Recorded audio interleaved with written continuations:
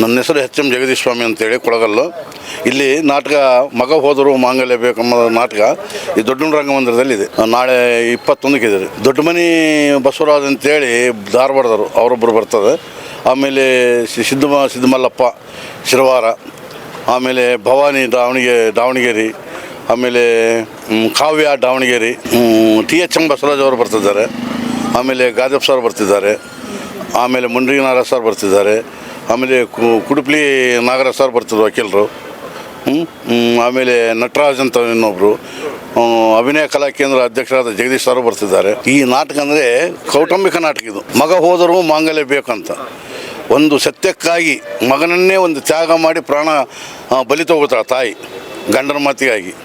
ಅದೇ ಒಂದು ಹೈಲೈಟ್ ಏನಪ್ಪ ಅಂತಂದರೆ ಸತ್ಯಕ್ಕಾಗಿ ಹೋರಾಡ್ತದಾರೆ ಅಮ್ಮ ಮಾತದು. ಇದು ಒಂದು ಮಗ ಹೋದರೂ ಮಾಂಗಲ್ಯ ಬೇಕು ದೊಡ್ಡ ರಂಗಮಂದಿರದಲ್ಲಿ ನಾಳೆ ಆದಿತ್ಯವಾರ 5ವರೆಗೆ, ಸಾಯಂಕಾಲ 5ವರೆಗೆ ಪ್ರಾರಂಭವಾಗುತ್ತೆ. ಕಲಾವಿದರ ಸಹಾಯಾರ್ಥವಾಗಿ ನಾವು ಪ್ರದರ್ಶನ ಮಾಡ್ತಾಯಿದ್ವಿ.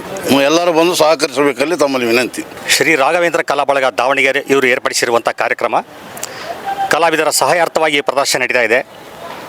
ವಿಕಾಸ್ ಕಲಾ ಬಳಗ ಕೊಳಗಲ್ಲು ಇವರಿಂದ ಪ್ರದರ್ಶನವಾಗುವಂಥ ನಾಟಕ ಯಲ್ಲೇಶ ಯಾಳಿಗೆ ಅವರ ಕೃತಿ. ಇದು ಭಾಳ ಪ್ರಸಿದ್ಧವಾದಂಥ ಸಾಮಾಜಿಕ ನಾಟಕ ಮಗ ಹೋದರೂ ಮಾಂಗಲ್ಯ ಬೇಕು.